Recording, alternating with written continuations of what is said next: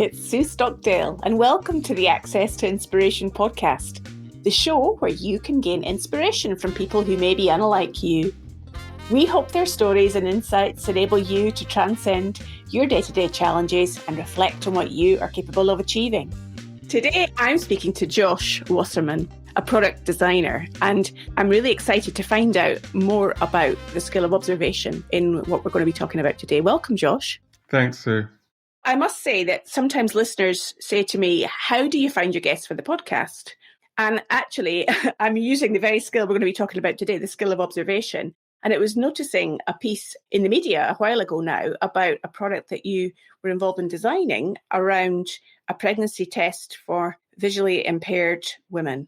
And that piqued my imagination because it seemed to get a global level of media coverage and create a huge level of interest. And I thought, wow, this is such a simple thing. I must find out who designed this, which led me to you. So what was that like when you got that great level of coverage around that product that you designed? Well, it's not very often that you get invited to design a pregnancy test for the blind and partially sighted community. And my first reaction was much like anybody else's. It's one of, I think, surprise that nobody's thought about doing something like this already. And then it really gets your mind going, because how do you tackle an issue like that? And what we found, due to the observation that we took part in, is that actually it's a much more complex and nuanced problem to solve than we initially thought. So what made it complicated? We discovered that there were a lot more issues to the problem that we needed to tackle. And these were systemic issues around poverty and privacy, very, very basic needs that were not being addressed. And so as a talking point, we discovered ourselves getting quite deep into some of the big problems that the partially sighted community face. To this whole bigger question of that we're part of a system and that one particular issue or symptom or observation can lead you like down a rabbit hole to be exploring and considering a whole wide range of other things. How did you then move forwards from that, realizing that there was a whole series of other bigger questions to be considered? What were your next steps then?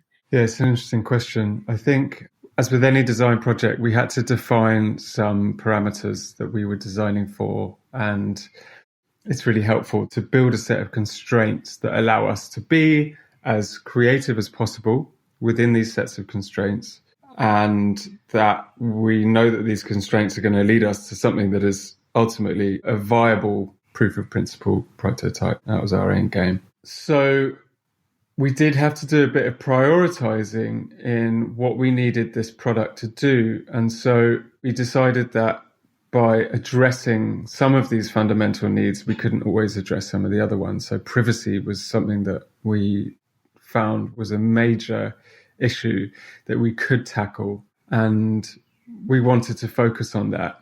So privacy is important to anybody, and it's very, very relevant in the world today across our digital interactions with software. And we're aware more so than ever of how important our privacy is. And so when we discovered that many of the people that we were designing for from the blind and partially sighted community were having to ask other people what their pregnancy test result was, we needed to address that, and we knew that we could. And we knew that things like having an audio feedback on a pregnancy test was not the route to go by. So those are the kind of constraints that I'm talking about. We knew that we couldn't go down certain avenues. And so by creating these constraints, it does illuminate a path for you. But we can't do that without first conducting observation, without first immersing ourselves in the world of the people that we're designing for. So how do you do that? I tend to work with recruitment agencies to help me find the people that I need to speak to. We're actually conducting this ethnographic research right before, only a matter of months before lockdown. So we're very lucky.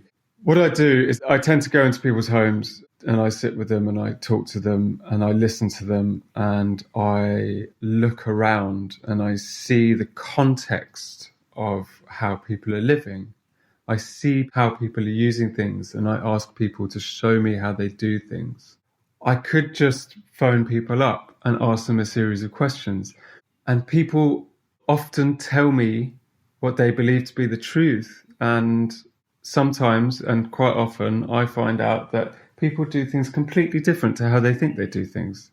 So this is part of the value in going into people's homes and seeing the context of their lives and understanding the nuances and the richness that I get from being in somebody's home, is that I really start to understand somebody's character and I start to understand how people are going to use things. And that enables me to get a very broad picture of how somebody is going to interact and feel about a new product or service. And have you got any examples that spring to your mind about what's been noticeably different when you've done that observation and how somebody's using a product? So something unexpected that did come up with the observation on the pregnancy test project that we weren't expecting is the different relationships that we have with our phones. That was something that we were thinking about could be a possible route of a solution, is to use our smartphones to maybe detect a pregnancy result. And actually, a lot of members in the blind and partially sighted community have a completely different relationship with their smartphone. The positives and the negatives that we experience are ever so slightly more nuanced, with people that are completely rely on their phone for a lot of things to see. But also, there's actually quite a struggle where there are apps and services available for visually impaired people that get it wrong really badly and completely end up creating something that is insensitive and inappropriate and isn't suitable for real life examples. And we kept on seeing these examples come up. That was around audio feedback and making an image bigger, for example. And that was a route that we just decided. We've seen so many examples of the people that we meet through our observation where their mobile phones are this sort of bittersweet thing that enables them to do so much, yet gets it so wrong so many times. And we just weren't expecting that. And so we decided that we actually needed a product that could work without the help of a mobile phone and that could sit alone in that user experience, unaided. So anybody could use it. We're not asking people to also own a smartphone, essentially. That's something that we would have never have got to if we hadn't done this observation in the first place. What you're making me think of, Josh, as you're describing that, is the question of trust. I'm imagining that a pregnancy test indicator, you've got to trust the answer it's giving you. And I suppose I'm reading into what you're saying about a smartphone is, I'm imagining, very important in the lives of the blind and visually impaired users that are relying on it. There's also something about trusting that, and that having something different would be even more important. Am I reading what you're saying correctly? Where does trust lie in it? Yeah, trust does come into it. I think there are a lot of products and services that visually impaired people can use on their mobile phones that does come with trust. I think that brands and businesses have actually done really well to build trust through their digital platforms for visually impaired people. But it's not always the case. And I think trust is very heavily linked with privacy. And privacy was then linked for us with rights. And there was definitely a sense from the people that we spoke to that they felt that it is their right to know first their pregnancy test result. And they didn't want to have to put their trust in other brands to tell them their result for them. And so there are examples out there where that is available. You can get your pregnancy test stick read by somebody online, and that works to a certain extent, but it didn't work for everybody. And there were trust issues there that arose. Hi, it's me again. If the concept of noticing is resonating with you, then you might want to listen to some of our other episodes in our back catalogue that are focused on a similar theme. In episode 22, Chef Andrew Scott talked about how the small details are vital in gaining a Michelin star in a restaurant. And in episode 29, Barry Fudge also spoke about how paying attention to details are vital to achieve world-class performance in endurance running. So hop on over to the website and take a listen to some of these other episodes when you finish this one. I'm wondering, what do you think it was about this particular product that really captured the public's imagination? It's one of those ideas that sort of, it turns your world upside down, doesn't it? It's like, how can this product not already exist? And then the next question is, how can we make one? Designing this concept really allowed us to challenge an industry and at the same time inspiring a lot of people to really ask the question, and that sort of collective voice and that collective response from everybody is part of the shift that we wanted to harness. We wanted to get that energy for everybody to go, how can this not exist? That in itself just really inspired people. I think it brought the communities of people suffering from disabilities and those living without any disabilities together. What we created is something with a universal experience. It doesn't matter whether you can see or whether you can't see, you can still use this product in exactly the same way. This doesn't require you to use it any differently. That's part of what captured people's imagination about it. So that was the result of your efforts in product design and observation. I guess I want to take you back perhaps to your younger self, Josh, and hear a little bit about the backstory in terms of what got you interested in choosing this route of product design as your work. Was it something you were doing as a youngster, drawing things, using your imagination, or how did it all come about? I think for some people, design helps us understand the world around us. And for those of us that enjoy exploring ideas and naturally want to find answers, thinking creatively around how to solve them leads us toward design, maybe as a way to sort of interrogate solutions. From a very young age, I've been drawing and imagining what the future's like for different scenarios. I remember asking my sister, having drawn a flying car, what kind of person gets to do this for a living? And she said, well, that's an industrial designer's job. And I still remember that from a young age, and it really stuck with me over the years. So as we've been already starting to explore is this concept of observation. And I'm wondering if you can give us an insight into how you observe. I know you've already mentioned what you were noticing about how people use things or not. What do you think is important about observation? Observation is vital to my line of work. We need to understand the people and the lives of the people and the cultures of people that we're designing for. And we can't really do that without different methodologies of immersive observation. But I also think that observation is just one piece of the puzzle. And I think on a higher level, it's about information. And it's my job to be informed. I need to understand what's going on in the world around me, and I need to be aware of cultural, technological, behavioral shifts that are happening, both on a sort of macro and a micro level.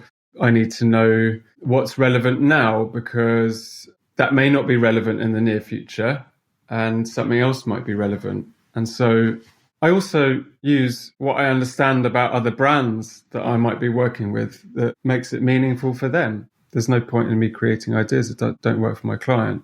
And so to a degree, once I have enough of a steer from like these multiple sources of information, I can start to use my rationale and my experience and my instinct to sense whether something's right. But observation certainly does form a chunk of that. The value of that is about seeing and understanding on a ground level. It's about getting to the coal face of the issue and about immersing myself really in the lives and the cultures of the people that I'm designing and building for. You're making me think as you're speaking, Josh, that you sound like a business leader in terms of somebody running a large organization. From my experience, has to employ the very same skills, to have to observe their world and the other worlds around them, what their competitors are doing, and then choose the best course of action. I'm just wondering whether what you're not saying is actually doing that observation without assumption. It does have to be open-minded, that's for sure. I tend not to go in with assumptions, but I think it's perfectly normal and encouraged to go and observe with hypotheses. There's a prelim to any observational practice, which is to get a sense of the dialogue you want to be having, as well as having an open mind. Again, it's about creating these parameters, which is going to bring the most richness and the best insights from the research that I'm trying to do. And so hypotheses built from understanding what's going on in the world, cultural shifts, trends, everything that I spoke about earlier is vital to that. And yes, we can't create something that's relevant and meaningful for consumers without first speaking to them. Why do you think designers often miss the opportunity to be inclusive in their design ideas and what they're creating? That's a good question. I think it's both an economical issue and an education and awareness issue. Ultimately, industrial design or mass production is designed for the masses, and sometimes we are limited in resources to only create physical products that work for the most people we can.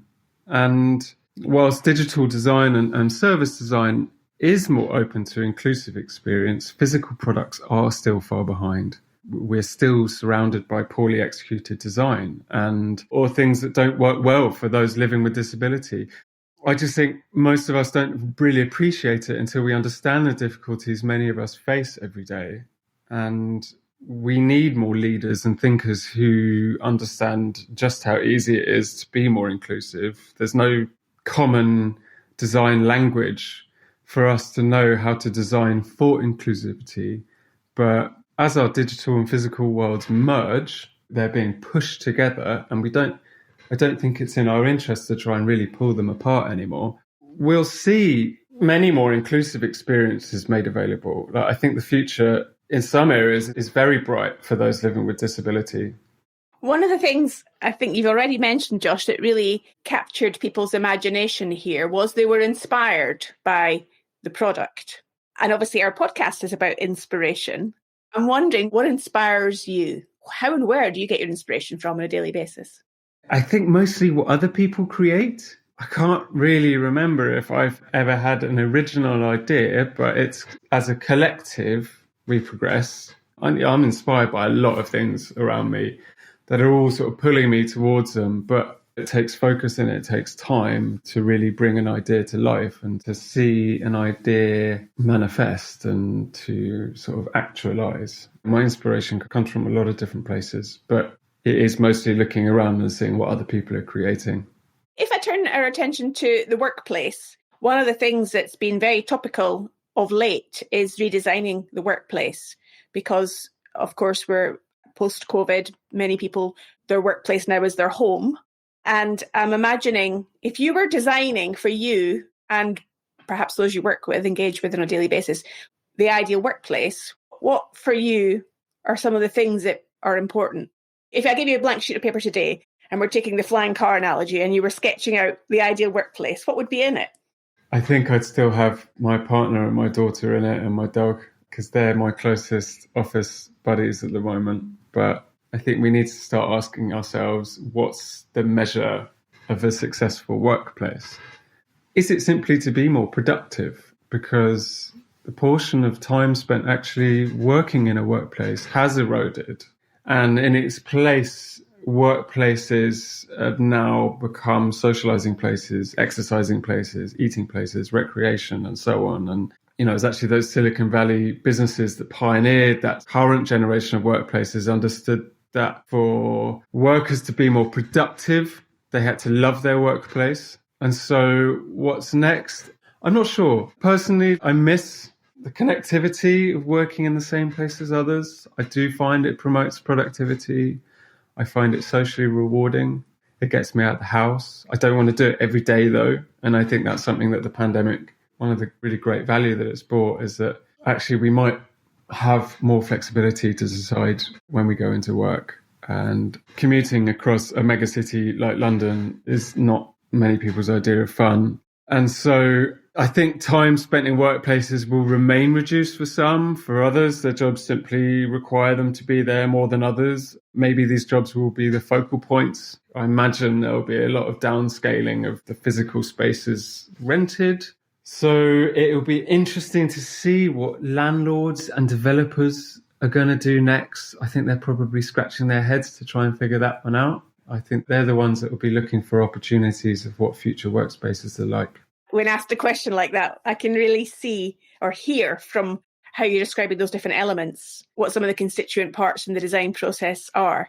Now, if you could just redesign one thing in the world that you think needs to be improved, what would spring to mind, Josh? Poverty, governments, global warming. Can we redesign that? That would be great. Whatever's going to make people's lives better. I'm not yet at the government changing level, but governments, organisations, big businesses use design thinking to implement change. That's nothing new. And I think it's important for many organisations and businesses to be aware of how powerful design thinking can be to create services and products and experiences that are meaningful and rewarding and relevant for people. Not just consumers, but for people. Consumers is more transactional, isn't it? It's more linear. And when we're designing for people and thinking about people's needs and what people want to do and what makes it relevant, I think businesses and organizations and anybody creating a commodity can also bring value by understanding our needs and what we need to bring richness and joy and validation to our lives. Brilliant. It seems like it's been a real luxury and a sense of enjoyment I've had today to get a bit of your time and to have this conversation, Josh. You've certainly given me a sense of the importance of stepping back and looking at the world from a bigger perspective and how observation is really an important step in that process. So thank you for your time. If people want to find out more about you and connect in with you on social media or the internet, how might they do that? I'd encourage anyone that wants to find out more about my work or to get in touch, just please visit my website. It's www.innovate.co, and Innovate has 2 V's. Brilliant. We'll put links to that on the show notes, and I'm sure people can follow up with you there or also on LinkedIn. I know you're there too. So fantastic. Thank you again for your time today. I hope you've enjoyed our experience. Thanks, Sue. Yeah, I've absolutely loved it. It's been lovely chatting to you, and I look forward to hearing some of your other podcasts as well coming out soon. Thanks, Josh. Thanks very much. I hope you enjoyed this episode with Josh, and it maybe helps you to reflect on what and how you observe things on a day-to-day basis. Next time, I will be talking to Hong Huang, who I met over 25 years ago in Antarctica, and has gone on since then to found one of the leading non-profit organisations in Vietnam, tackling the climate change and environmental challenges they face. I do hope you will join us then.